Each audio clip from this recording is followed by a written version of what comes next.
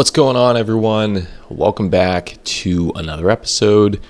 I'm Dr. Mike Axler, professor of exercise science, PhD in applied human physiology, 60 plus time marathoner and ultramarathoner, and performance coach. Today, we are going to be talking about how to become more of a hybrid athlete. Perhaps you were on a sports team in middle school, high school, college, professional, and you had team coaches and strength and conditioning coaches. And the goal of the strength and conditioning coaches and the team is to periodize your training intelligently so that the athletes can safely and efficiently get stronger, faster, more agile throughout the off season, the preseason, the in-season, and just continue to make long-term athletic developments. And whether you're on a team right now or you're just kind of periodizing your own training, I think that this episode will be helpful to you because this is specifically on how to become a hybrid athlete, on how to periodize your strength training so you can get bigger and stronger, along with your endurance training, your aerobic training, so you can run and bike and swim faster for longer distances and longer times. So to start off, let's talk about the problem. The problem is that training for both strength and endurance simultaneously doesn't really work that well.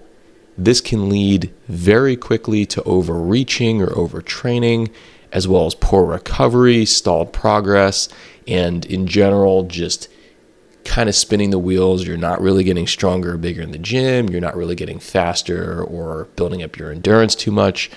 And this is what's known as the interference effect, is that people just want to go in every day and just crush it and do the best they can, which is awesome with regard for running as fast as they can and lifting as much as they can, but it just doesn't work all that well.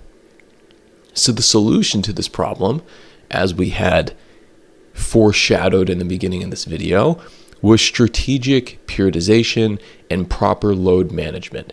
You need to know when to push, when to back off, and how to really intermingle these two disciplines. So first off, let's talk about what periodization is. And periodization, the easiest way of detailing it is that it is organized training over time. So this is going to be planned variation in the volume of the work you do, the intensity of the work you do, as well as the specificity. With regard for volume, this could be the amount of miles you run or the amount of minutes or hours per week you run. It could be the volume of the amount of sets that you do, the amount of exercises you do, how many days per week you do it. And the intensity is how high is your heart rate while you're running? How heavy are you lifting? How light are you lifting? And the specificity, are you running? Are you biking? Are you doing the bench press? Are you doing the Smith machine press?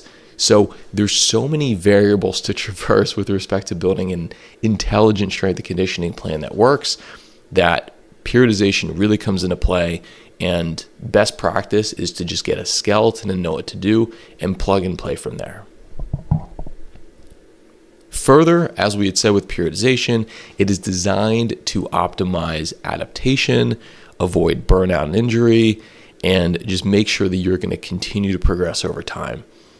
And there are going to be different forms, and we will discuss the different forms of periodization in future episodes. But right now we have linear, where you just continue to progress over time. And if anyone's ever tried to make linear progress, you know that basically that never happens. You're always going to fall back a little bit, then go up and fall back a little bit. But linear periodization is kind of like the OG, so to speak, of periodization models. Second, we have block periodization, and we'll discuss this a little bit later in the video, that you have different blocks where you're focusing on strength, hypertrophy, endurance, speed, and just really having a mesocycle or a 4 to 6 week cycle where you're focusing on just one thing. You also have undulating periodization models where you undulate and you change things by the day. And now in different sporting context with different teams. They have different types of technologies, which allows players to go through undulating periodization based on the day of the week, how fast the bar speed is moving, what their heart rate variability is. And this is really, really great, but it takes a lot of not only physical discipline, but also mental discipline and technology in there too. And lastly, we have the concurrent training model. And that's what we are going to be talking about today, because anyone who's trying to be a hybrid athlete or is a team sport athlete is going to have to be great at not only the strength and the hypertrophy and the power, but then also on the other hand, the conflicting part of it is the endurance, right? And the agility. So the concurrent model of periodization allows us to get best out of both disciplines. Alrighty, let's go back to this idea of why it's hard to maximize both strength and endurance at the same time. So if any of you have ever run a half marathon or a full marathon or an ultra marathon, and you've gone through the training process, you've done your hard runs, you've done your tempos, progression, intervals, you've done your long runs especially, you would know that your entire central nervous system just kind of gets depressed a little bit. And it's just, you don't even want to take a walk down the street. You're just kind of tired. Yeah, you can feel the runner's high. You can feel a little bit numb and tingly, and it's all good. But the idea of lifting heavy weights and deadlifting and squatting and bench pressing and overhead pressing as much as you can, it's just not in your physiological playbook, at least for a few days after the long run or after the tempo run or after the marathon, right? So endurance training again and again and again over the course of weeks and months, this is going to really take a hit on your growth hormone and your testosterone. And this isn't a bad thing per se because you're getting in better shape, but it very much has this interference effect with regard for hypertrophy and strength gains. So that's why it's important to not have all of your energy siphoned to the endurance training and foregoing the strength training and all the gains that you can make in the gym. So it's going to have to be this nice balance, because physiologically you're using different muscle fibers and different energy systems in order to fuel both activities. Alrighty, so a practical framework for concurrent training. So these are just 4 ways to balance strength and endurance. Number 1 is going to be separating your modalities, specifically by time of day. I think now it's becoming increasingly more popular to do both endurance training as well as strength training. So if you can, don't do everything in one session, because if you've ever tried to do a really solid run or a bike and a lifting in one session, you know that whichever one comes first is going to be the best, and whichever one comes second, you're kind of just trying to hold on. So if you can strength train in the morning and then endurance train in the afternoon or evening, that's going to be best. Or if the endurance is more important to you, just flip them. Do the run in the morning and the strength training in the afternoon. That's what I personally do. It's what I've always done because I want to run faster more than I want to get bigger. But whatever that is for you, just make sure to separate your modalities the best that you can. Second, and this is basically what I just said, is to prioritize your primary goal for each training phase. So when we talk about block periodization of, are you focusing on hypertrophy? Are you focusing on strength? Are you focusing on power? Are you focusing on endurance? Prioritize that.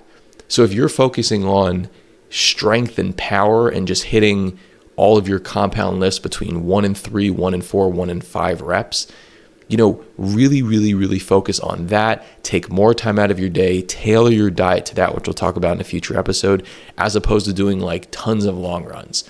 Obviously, when you're prioritizing one thing, another thing is going to be less prioritized and isn't going to get much attention. So really just get in your head before each and every mesocycle what is going to be most important for you. Number 3, limit long, steady state cardio on heavy lifting days. If you know you have to hit 1 long run per week or 2 long runs per week, but then you also have to deadlift on 2 separate days of the week, do them on different days. Your deadlift is going to suffer, your strength is going to suffer, your form is going to suffer, which could predispose you to injury. And that's also going to make you really sore for your long runs. So separate them out on different days to make sure you're getting the most from each of these domains. And lastly, this was something I was always big on during grad school when I was putting in my 100-mile weeks and I was running the ultras all the time. I talked about that in past videos. Use your zone 1 and your zone 2 cardio to build up that strong aerobic base, because it will have a low interference effect. If you've ever done tons of interval runs, long runs, progression runs, tempo runs, where you're really, really, really pushing the pace, you know that that's going to really wipe you out a whole lot faster than something like a nice zone 1, zone 2. If you stay within the zone 1 and zone 2 cardio, that's going to be way more restorative, and it's going to help preserve and going to help your lifting, because it's going to help you just get healthy blood flow to the muscles and make you feel more awake as opposed to more tired. Alrighty, this is just going to be very much a sample, a skeleton microcycle that you could use or not use. It's up to you. But the main thing here, looking at these 7 days of the week, is that we're abiding by what we just talked about. So on Monday, we're going to be doing a strength session in the AM, and that's just lower body. And then we're going to do a short zone 2, something easier in the afternoon. On Tuesday, that's when you can push the pace a little bit, because all you have to do is run or bike. You can sub these in and out, running and biking. That's all you have to do. You can do your intervals, you can do your tempo, something more intense, probably going to be like 45 minutes to an hour, all good. Really isolate that there. Wednesday, we're going to do strength before the upper body now. And then when I put in mobility work, that could be stretching, that could be like an easy zone 2. Again, something sort of recovery based.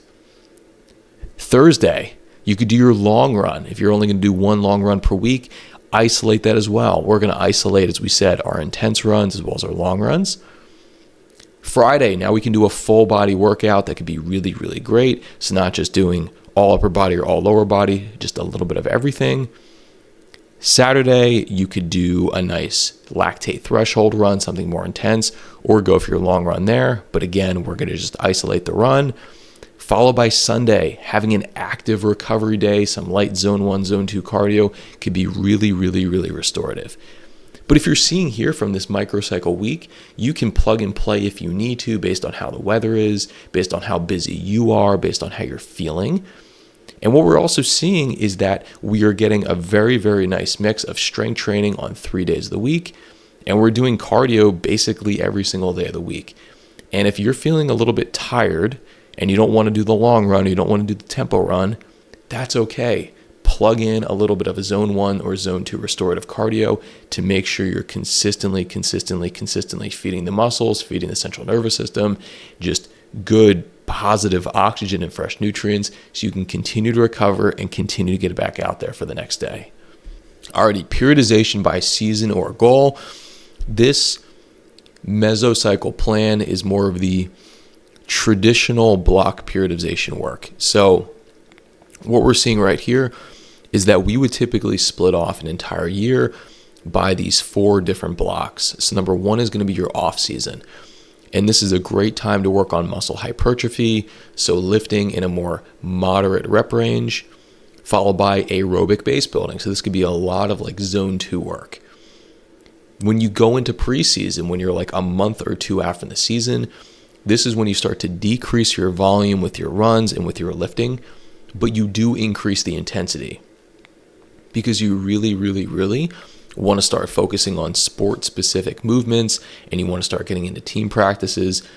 So even if you're not on a team, this is a great time to focus on strength and power.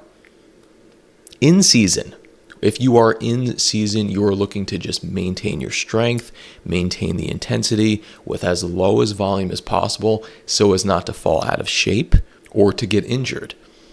And lastly, in our postseason, if you've made it all the way through the season of maybe your racing season or your powerlifting season or whatever your season is, postseason is for recovery, to reassess, to rebuild, and really do non-specific movements. So play pickleball, go ride your bike, take walks, don't do anything crazy. Your body wants to move and shake in different ways, so you're not going to get overuse injuries within your joints, your connective tissue, your soft tissue. So really, really great time to just mentally and physically take some time off. Awesome. TLDR. Periodize smart, train for the long haul. So as we had said, periodization prevents burnout and boosts results while decreasing the incidences of both injury as well as sickness. Strength training and endurance training can coexist as we had detailed today, but you just have to time it right. Even if it's only lifting or running 3 days a week and doing the other stuff 4 days a week, that's perfectly fine. You'll continue to make progress if you program intelligently. Third, prioritize your current goal and adjust your weekly structure. Again, we discussed if you really want to become stronger and more muscular, so more muscular hypertrophy, do that in the AM and do your running in the PM. Or if you want to run a faster 5K, 10K, half full ultra, do that in the morning and do the strength stuff in the afternoon. And lastly, long-term adaptations are, of course, always going to be greater than short-term exhaustion. So with that, I do want to thank you for tuning into another episode. I do hope you learned a thing or two or three. If you did, please make sure to like, subscribe, and share this with a friend, as well as scrolling on down and following me on Instagram and Substack, where I do much more deep dives into the scientific research, the nutrition research, the strength and conditioning research. It's all good and well. I don't want you to miss any of it. So I'm going to go do my morning run, and then I'll go do my afternoon lift later, and I hope you will too. Thanks for watching.